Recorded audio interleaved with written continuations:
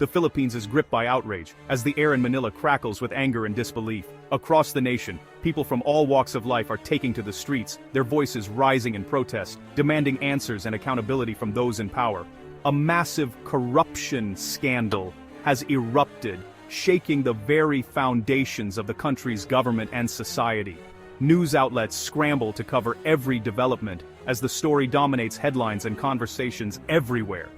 Billions of pesos, funds that were meant to protect vulnerable communities from devastating floods, have vanished without a trace. The result? Entire neighborhoods left defenseless, their homes and livelihoods washed away by the very disasters these projects were supposed to prevent. This isn't just about missing money, it's about a deep betrayal at the highest levels of government. The trust of the people has been shattered, as those entrusted with public welfare are now under suspicion. Systems designed to safeguard the nation were allegedly manipulated for personal enrichment. Behind closed doors, deals were struck, and documents exchanged, all while ordinary Filipinos suffered the consequences. Instead of building flood barriers and drainage systems, the stolen funds reportedly fueled a life of luxury, expensive cars, extravagant parties, and opulent mansions. The contrast between the lavish lifestyles of a few and the hardship of many has never been more stark. Every peso stolen meant a family left vulnerable, a child forced to wade through floodwaters, a community's future put at risk. The human cost of this scandal is measured not just in money, but in lost hope and broken dreams. President Ferdinand Marcos Jr. has stepped forward, vowing to bring those responsible to justice. He has promised that no one, not even the most powerful, will be above the law, and that prison awaits those found guilty. The public is watching closely, their faith in the system hanging in the balance.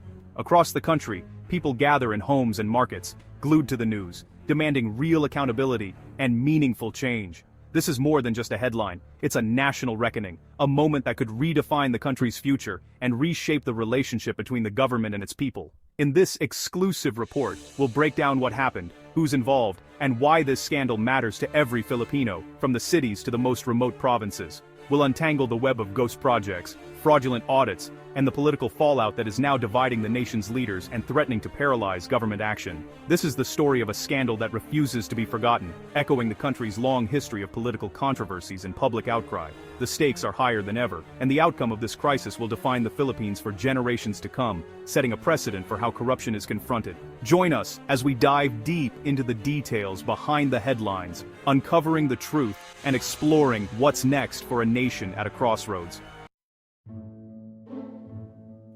The crisis began quietly, almost unnoticed, with the national budget, an annual event that should have been a promise of progress and protection for millions of Filipinos. Billions of pesos were allocated for flood control since 2022, a sum large enough to transform vulnerable communities and safeguard lives and livelihoods. These funds were earmarked for the construction of dikes, seawalls, and other vital barriers, as well as drainage systems designed to shield the most at-risk neighborhoods from the devastation of floods. But soon, troubling reports began to surface. Many of these projects existed only on paper, with sites left as empty lots or littered with abandoned materials, incomplete and untouched for months. Where work had begun, the quality was often appalling. Crumbling concrete, cracked seawalls, and drainage that failed at the first sign of rain. These so-called ghost projects became the first visible sign of a much deeper rot within the system. Investigators soon alleged that funds for nearly 10,000 projects had been systematically siphoned off, not just by a few bad actors, but through a coordinated effort spanning multiple agencies and regions. The scale of the theft was staggering. Up to 118.5 billion pesos vanished, enough to fund entire cities' worth of infrastructure. Money was funneled through a web of complicit contractors and government officials, each playing a role in the elaborate scheme, using falsified documents, inflated invoices, and creative accounting to cover their tracks and make the theft appear legitimate. The scandal didn't stop at embezzlement, it also exposed massive tax evasion. 9 high-ranking officials allegedly helped others dodge 9 billion pesos in taxes, further deepening the financial wound. This points to a system where corruption in one area enabled fraud in another, creating a tangled web of deceit that drained public resources from every possible angle. The nation's finances were being bled dry, not just by one scheme, but by a network of interconnected scams that left the treasury empty and the public betrayed. The operation spanned provinces nationwide, touching urban centers and rural towns alike, revealing a well-organized network and a failure of oversight at every level, from local offices to the highest echelons of government. These weren't isolated incidents, they were symptoms of a system-wide breakdown, a culture of impunity that allowed corruption to flourish unchecked. The Ghost Project scandal is a wake-up call, a stark reminder of the depth and reach of corruption in public works, and the urgent need for reform. It's a story of lost opportunities, stolen futures, and communities left vulnerable by the very people meant to protect them.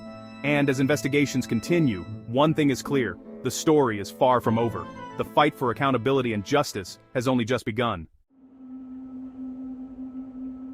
At the center of this sprawling investigation are 37 influential politicians and business leaders, individuals whose decisions and actions have long shaped the policies and economic landscape of the Philippines. These are not just any names, they are the architects of the nation's future. They now face serious charges of graft, corruption, and plunder, underscoring that this was no small-time scheme but a massive operation that has shaken the very foundations of trust in public office. Alongside them, 86 construction executives stand accused of colluding to inflate costs and deliver substandard or even non-existent work, leaving a trail of unfinished projects and broken promises across the nation. This public-private partnership of corruption thrived in an environment of weak oversight and unchecked greed, where accountability was a mere afterthought. The scandal also ensnared Isla Lapana & Co., the local affiliate of PwC, and two auditors who were accused of legitimizing fraudulent financial statements for MFT Group, further deepening the crisis. These auditors allegedly signed off on reports with grossly overstated income and missing documentation, luring in unsuspecting investors who trusted their professional integrity. Each group, politicians, tycoons, auditors, played a distinct and crucial role in weaving this alleged web of deceit, each contributing to the scandal in their own way. Their combined actions have created a perfect storm of corruption, the consequences of which are still unfolding, casting a long shadow over the nation's future. The scandal reveals how deeply corruption can penetrate when power, money, and weak accountability collide, threatening the very fabric of society. The investigation is only beginning to scratch the surface, as authorities work tirelessly to uncover the full extent of the wrongdoing. The nation waits with bated breath to see who will ultimately be held accountable, hoping for justice and a return to integrity and public service. The scandal emerged slowly, sparked by brave whistleblowers inside government and construction firms. They leaked internal memos and payment records, exposing the mechanics of the fraud. Journalists connected the dots, traveling to verify projects and often finding nothing but empty fields. Their reports brought the scandal into the public eye, turning numbers into stories of deception. Social media amplified the outrage. Photos of ghost projects and leaked documents went viral, fueling a nationwide demand for answers. The Commission on Audit's official report confirmed the irregularities, providing hard evidence and staggering figures. Public pressure forced law enforcement and the Department of Justice to launch a full-scale investigation. The scandal's exposure was a triumph of whistleblowers, journalism, and citizen vigilance. Now, the search for justice is underway. The revelations triggered a wave of anger across the Philippines. For taxpayers, the news was a bitter insult. Money meant for safety was allegedly spent on luxury. In flood-prone communities, the betrayal felt personal. Lives and homes were put at risk. Protests erupted in Manila and beyond, with citizens demanding justice and accountability. Placards read, "Our taxes, not your treasure," and "Jail the plunderers." The scandal dominated conversations everywhere, deepening cynicism and eroding trust in public institutions. Many questioned how such a massive scheme could go unchecked for so long, yet the outrage also sparked renewed activism and calls for transparency. The scandal became a rallying point for citizens determined to hold leaders accountable. It's a painful reminder that vigilance is a duty for anyone who dreams of a better government. The public's response is shaping the path forward. The demand for change is louder than ever.